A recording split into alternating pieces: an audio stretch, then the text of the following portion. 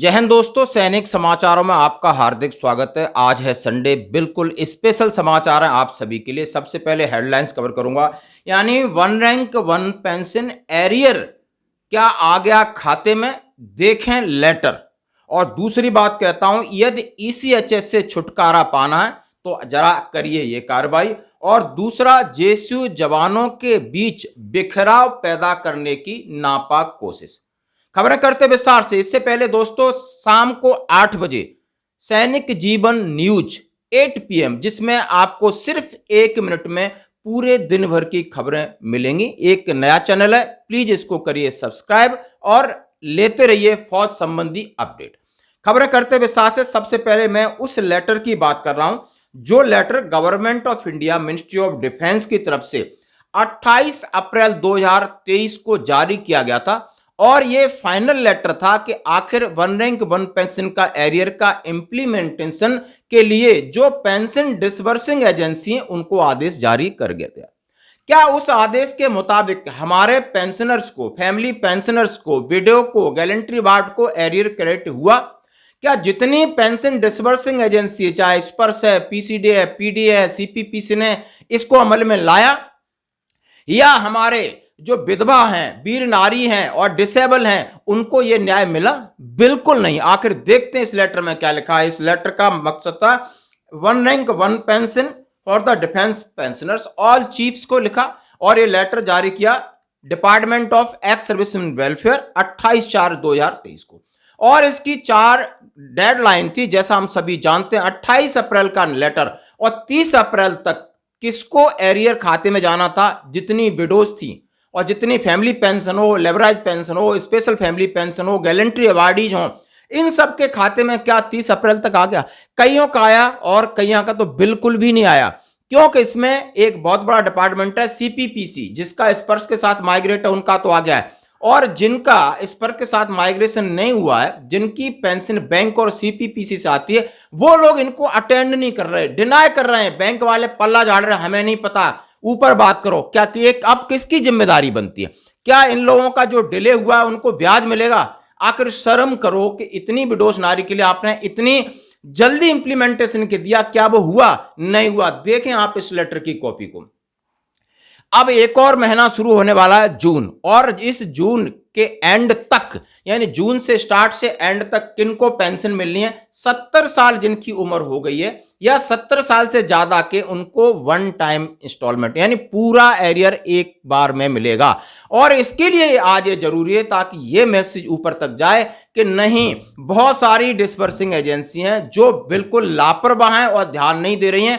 अब बूढ़े लोग कहां जाएंगे, कहां शिकायत करेंगे, सीपी ग्राम पे जाएं, कहां जाएं, उस पर भी टाइम लग रहा है। तो ये जरूर है सरकार को इसके लिए एक कठोर कदम उठाना है और एक इंस्ट्रक्शन जारी करनी है कि जो 70 साल और से ऊपर वाले, उनको 30 जून जून के आखिरी दिन तक उनके खाते में पूरा एरियर आ जाना चाहिए था। दोस्तों, बाकी बचे हुए जो सर्विस पेंशन हम सभी जानते हैं, आपको दूसरी किस्त 31 अगस्त को मिलेगी और उसके बाद आपको तीसरी किस्त मिलेगी 30 नवंबर 2023 को और चौथी मिलेगी फरवरी एंड तक 2024 तक। दोस्तों, ये था बड़ा अपडेट। दूसरी बात कहते हैं ईसीएचएस से छुटकारा पाना, इसके लिए एक लेटर जारी किया है। लेटर बड़ा है, 16 पेजेस का है, लेकिन मैं इसको कंक्लूड करना चाहता हूं।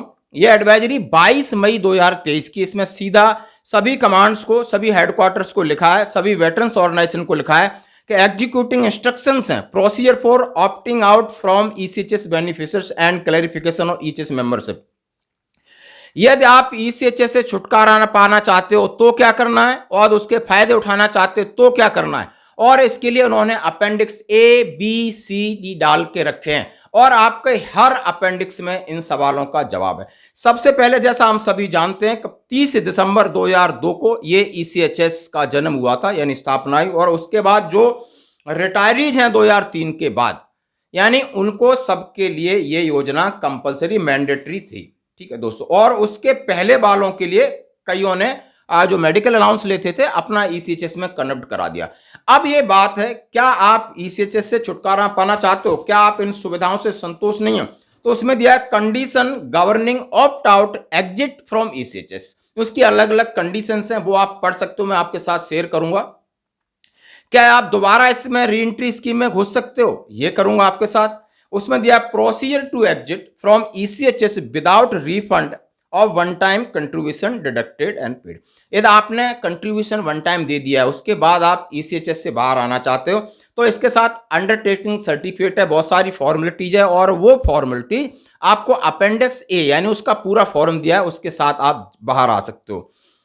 और है दूसरा प्रोसीजर अपेंडिक्स बी में, procedure not option ECHS at the time of retirement. यदि आप रिटायरमेंट हो रहे हैं और आपको ईसीएचएस की सुविधा नहीं चाहिए, पहले से ही आप समझते हो कि नहीं मेरे पास मैं अपना दूसरा अल्टरनेटिव मींस होगा कोई, तो आप अपेंडिक्स बी के ऊपर जाइए और फॉलो करिए। आप रिटायरमेंट नहीं हुए तो आपका जो पैसा नहीं कटेगा, ना ही आप इसकी सुविधा ले सकते हो।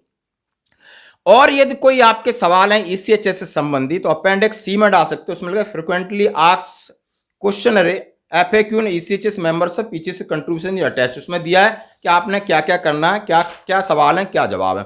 और नहीं और साइड है तो इसकी वेबसाइट पे सारी चीजें आप अपलोड कर दिया है। This information may be disseminate to all others, मतलब सबके लिए ये मैसेज आपने डिसेमिनेट मतलब सबको देना है, तो ये मैंने आपके यहां से दी दोस्तों। दूसरी बात कहते हैं जेएसयू जवानों के बिखराव की नापाक कोशिश। दोस्तों कल जंतर मंतर पर जो भी हुआ, उसमें कुछ षड्यंत्रकारी या जिनको किसी से अच्छा नहीं लग रहा है कि आज ओआरओपी की मुहिम बहुत आगे बढ़ चुकी है दोस्तों। जैसे कहते हैं कि मंजिल बस आने वाली है, समुद्र मंथन से अमृत निकला ही नहीं, और उससे पहले कहते हैं ना देवता और राक्षसों में झगड़ा होना शुरू हो गया। अब पता नहीं कौन जंतर मंतर पर आकर के जंतर मंतर की हालात को खराब करके जा रहा है, बदनाम करने की कोशिश कर रहे हैं। लेकिन फिर भी जो जिम्मेदार हैं, जो 100 दिन से पसीना बहा रहे हैं, परिश्रम कर रहे हैं, चाहे जंतर मंतर पे बहा रहे हो, चाहे कहीं स्टेट में जा रहे हो, और उनका मकसद सिर्फ है कि मैं सभी जवानों को न्याय दिलाना है, तो कोई फर्क नहीं पड़ता। एक आध राक्षस आ भी जाएंगे, वो अपने आप कहीं ना कहीं अपने ठिकाने पे चले जाएंगे। आपने विचलित नहीं होना है, आपने भयभीत नहीं होना है, आपके मुंह से अब शब्द नहीं निकलना है, आपको आगे बढ़ना होगा। इस मुहिम को ले जाके हम सभी अपने वेटरन्स जो भी हमारे व्यूवर्स हैं, ये कहते हैं कि ऐसी चीजों पे मत जाओ, ये होता रहता है, क्योंकि आपकी मंजिल बड़ी है, आपका काम बड़ा है, गोल बड़ा है। छोटी मोटी चीजों को नजरअंदाज करके आप हर एक मुहिम में हिस्सा लें और इसको कामयाब बनाएं। आज की खबरों में इतना ही, बने रहिए हमारे साथ। जय हिंद।